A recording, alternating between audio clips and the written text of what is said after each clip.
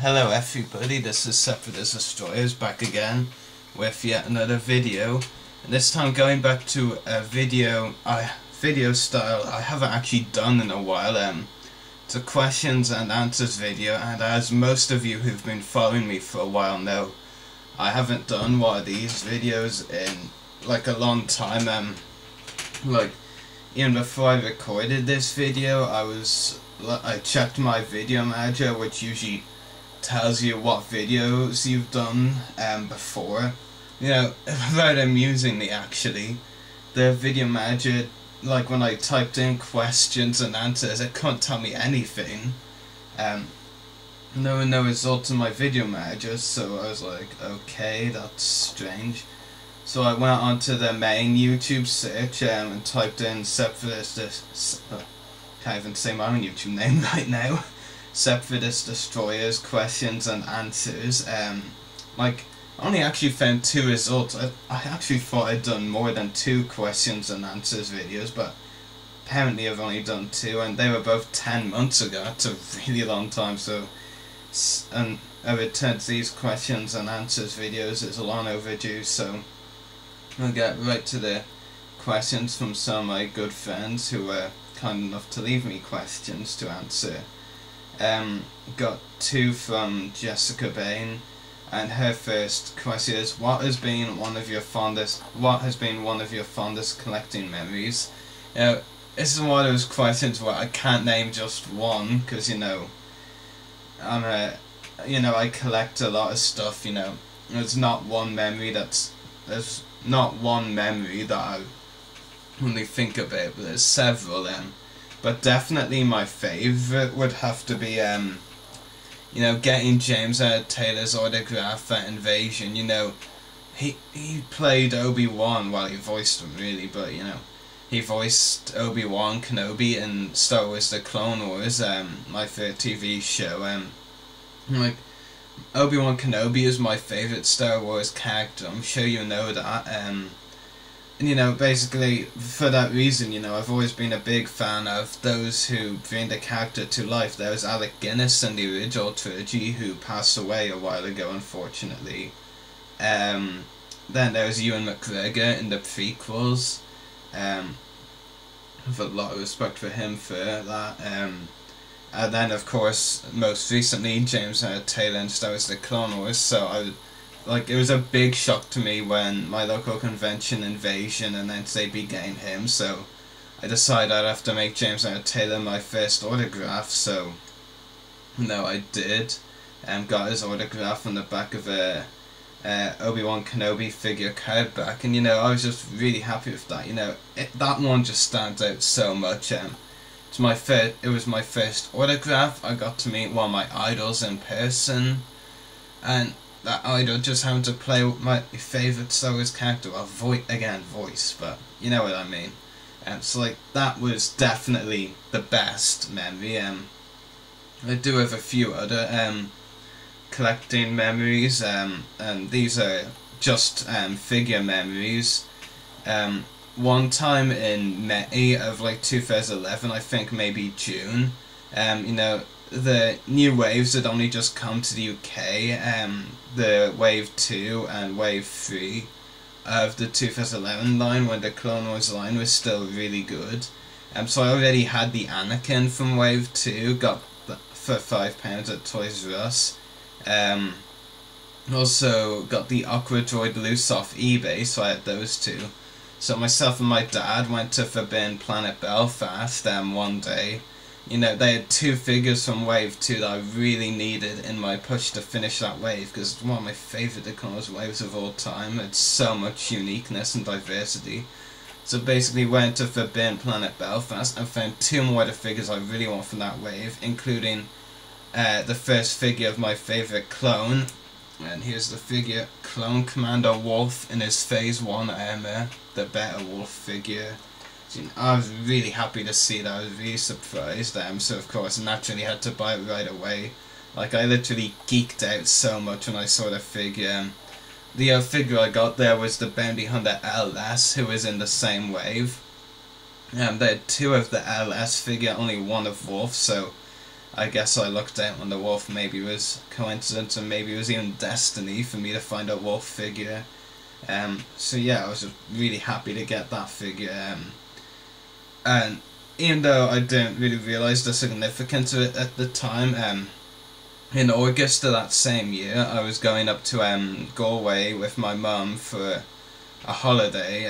Like, we go to Galway every year, pretty much. It's like a kind of family holiday, so to speak. So basically we're going up there, and we always take a stop on the way in this particular area. You know, it has a Smith store nearby, so we went in there, and lo and behold, completed the wave, because they had a season 3 Ahsoka there, only one. This was August, you know. Again, I geeked out, I got it right away. You know, again, I didn't realise the significance of that stage. In fact, here is the season 3 Ahsoka, I have it right beside me. Now, I didn't realise the significance of that stage. I hadn't actually understood how hard a figure was to find. I didn't, especially because in November and December, when I went to a few Smith stores more locally, you know, in Dublin, where I live, you know, they had a ton of Ahsokas in season 3. You know, they had a ton of the 2011 Obi-Wan, Anakin, and Ahsoka. That's why I really don't like core character figures, actually. You know, they had about 10 of all 3, and no other figures from any other of the lines at that stage. You know, it's actually kind of crazy. It was only later on that I realised how significant that was, and you know, one of my regrets now as a collector is not getting a carded Ahsoka when I could. Carded season 3 Ahsoka, of course, you know, that would have been brilliant. Unfortunately, I don't have a season 3 Ahsoka carded. And Jessica's second question is, what is your #1 most wanted figure that you don't own yet?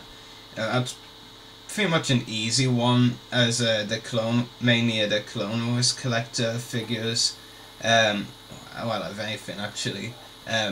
For me, there's 2 figures that I need more than any of the others, and those 2 are the bounty hunters Serapos and Sergeant Brick. I mean, those 2 are really rare figures, and those are definitely the 2 I want most. You know, they go for very expensive money on the aftermarket, you know, eBay, Amazon, and all that, you know. So those are definitely the 2 figures I need most. I'd be a fool if I didn't also say I wanted, you know, really rare ones like Darth Revan, HK-47, if I could get all the parts. Don't have any of them yet.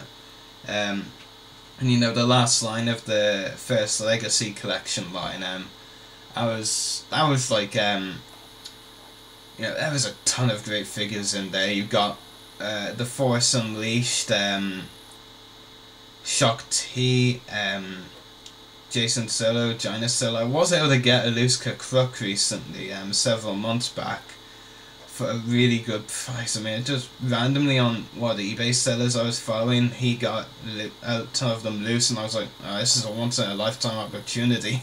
So, yep, ordered it, got one loose of Crook. Yeah, and, you know, and any other figures that I don't own yet. Maris Brood, The Force Unleashed Maris Brood. I can't remember what line that was released in. 30th anniversary, I think.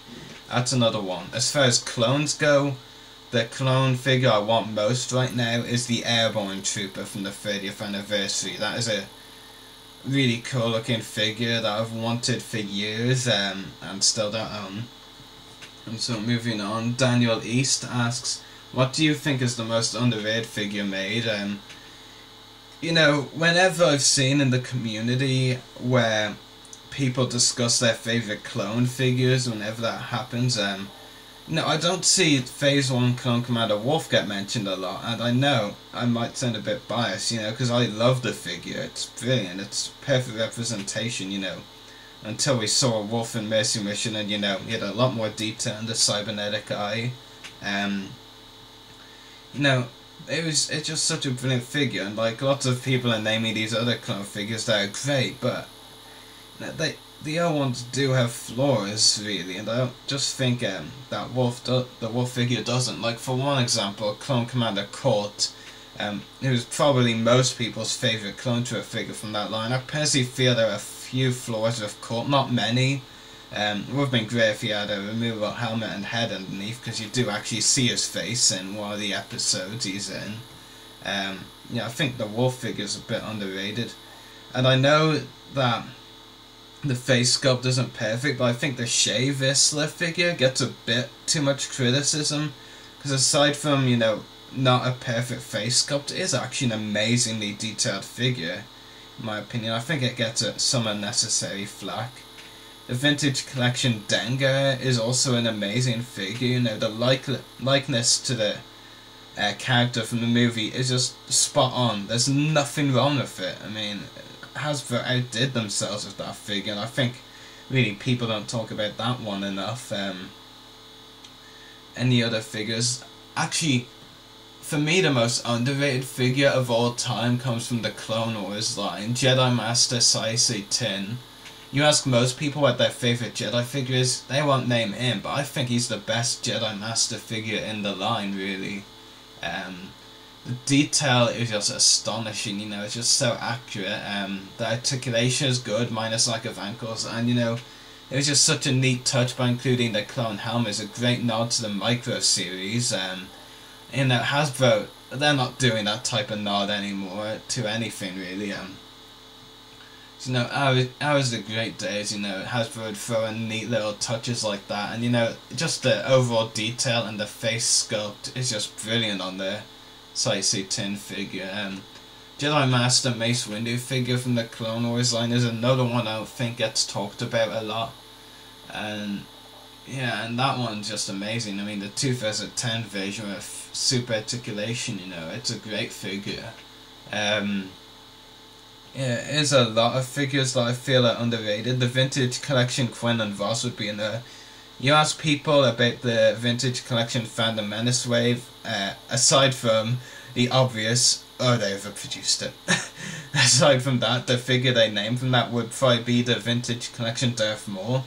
But I personally think the Vintage Collection Quinn and Voss from that wave is equal in terms of quality, if not better. I just think it's really good. It's a great figure, and, you know, people don't talk about it a lot. Moving on, Daniel Georgiev, otherwise known as Dan Grievous on YouTube, asks, how do you feel now about Disney after the recent events around the Clone Wars? You know, at first I was slightly okay with it, because I thought, they're gonna give us the episodes, you know, that conclude a lot, you know, tie in with a lot of things that we needed to know. Then I had the rumours that are now looking more likely that, you know, they won't tie everything up that we need tied up, which is kind of crazy. And now, you know, I actually recorded, you know, a video of this, you know, the same thing, you know, before, and it went on for too long, so this is actually a retake. And, you know, in between these two takes, I went on Facebook, and you yourself, Dan, actually posted a link to, and this just makes me lose all complete faith in Disney whatsoever. I am pissed beyond belief now, and that is that these bonus content are actually just going to be 2 story arcs. I mean, and these 2 story arcs, like, it's so obvious at this stage what they're. We're getting the Clovis arc, which was actually produced in Season 5. This is not a Season 6 produced material. So the only Season 6 produced material is what we are calling right now the Fives Trench arc.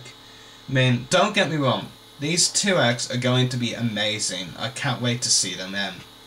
Clovis arc is 3 episodes, I believe, and Fives Trench arc will probably be 4. You know, that's 7 more episodes. Only 7, that's just crazy. You know, and there was one arc in particular that you'll know I was really looking forward to, because several of the voice actors, including Anna Graves and Gwendolyn Yeoh, had mentioned to me before the Benio's arc, and the rumours also said that that arc is cancelled, and that would have tied up so much. Even said we were going to find out the fate of Cad Bane and Aura Singh to point Benio's in the arc. That would have been amazing. And fucking Disney had to get rid of it. Fuck you, Disney. I mean, seriously. I mean, I probably should move on before I lose my cool completely, you know. I mean, it's just ridiculous. I mean, we're getting 2 great acts. Don't get me wrong, Clovis arc and Five's trench arc, they're going to be amazing. But, you know, it's just not enough. It's not enough at all. You know, what I don't get really is, you know, Disney, their decisions, they're not really that logical, are they? I mean, they could keep the cars going until, you know, February and March of 2015, the year Episode 7 will be released. That'll keep people interested in Star Wars. No joke, because, you know, some people might lose interest if they're not seeing Star Wars, no. And, you know, Episode 7 is just so far away. I mean, Disney are scrapping the Clone Wars because they want to focus on Episode 7 a lot. You know, I don't really understand that, because, you know, we're talking about a 2-year gap. This is 2013. That's going to be in 2015, Episode 7. You know, that's a long gap, if you think about it. Just for one film, and then there'll be more. You know, there's rumoured to be 5 so far. That's what the rumours say anyway. Disney will probably get greedy and want more. That's a 2-year gap wait. I mean, that's just stupid. It's not going to work, in my opinion. Disney's logic is non-existent. You know, I just want to move on to another topic because, you know, I'm just gonna seriously lose my cool talking about Disney. You know, when I heard the news first, though, I will admit I didn't like it. You know, then recently in the last few weeks we started to get more news. The bonus content thing, I was like, yeah, they'll manage to sort out some important stuff, and now we're hearing rumours that nothing important is going to be, you know, tied in. We're good. At best, we're gonna see the fates of characters like Rush Clovis, and sorry for those who love Separatists or Clovis fans, but he's no more than a tertiary character, not even a secondary character. That's not what he is. I mean, I love Clovis, I like his character, but I'm being honest, he's no more than a tertiary character. That's being honest with you. Like, he's had one important episode in Season 2, he's gonna have an arc to himself. An arc named after him in Season 3, in the bonus content. What am I talking about? That's not enough. That doesn't make him any more than that. A secondary character isn't even pushing it. Then we're gonna see probably Fives' his fate decided. He'll be killed off, I bet, in that other arc. Yeah, I bet he'll die. But like, Fives isn't even a main clone. He's one the most developed in the show for sure, but he's not a main one. He's secondary. And we might see some other clones, you know, fate aside. Top tertiary again. Trench. You know, Trench is amazing. You know, I don't even want to say why he is, because I'll get a lot of hate, and you know, I love Admiral Trench, so I'll leave it at that. Last question is from Andrew Willis. Whose autograph are you most looking forward to getting at Fan Fun Day? Now, Dave Press has apparently raised his price on autographs from a reasonable price to a rip-off price. You know, from £20 for a signed picture he provides to £30, from £15 for fans online to £20. Both rip-offs, so I won't be getting his autograph. I've pulled out of that for sure. Jeremy Bullock is a really nice man, the guy who played Boba Fett in the originals. You know, I've met him a few times, I haven't gotten his autograph yet. I think it's about time I do. So I'll get Jeremy's probably, and then I've got a coded vintage collection Dorte Define on the way, so I'll probably get Alan Rusko to sign that, in fact, most likely. So yeah, Jeremy and Alan are looking the most likely. Aside from them, who else? I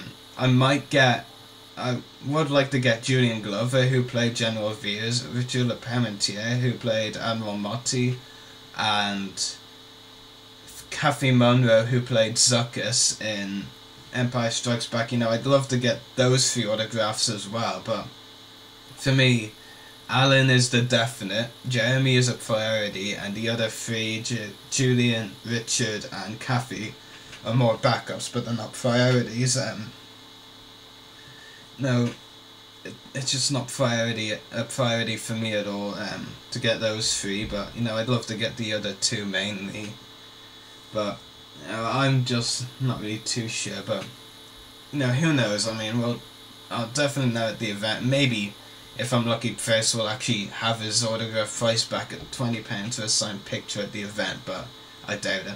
And he attends a lot of conventions per year, you know. Now he rakes in the money because he's the original Vader, so like it's not even as if he like needs up his autograph price. But anyway, I hope you've enjoyed this video and return to my questions and answers video. So may the force be with you.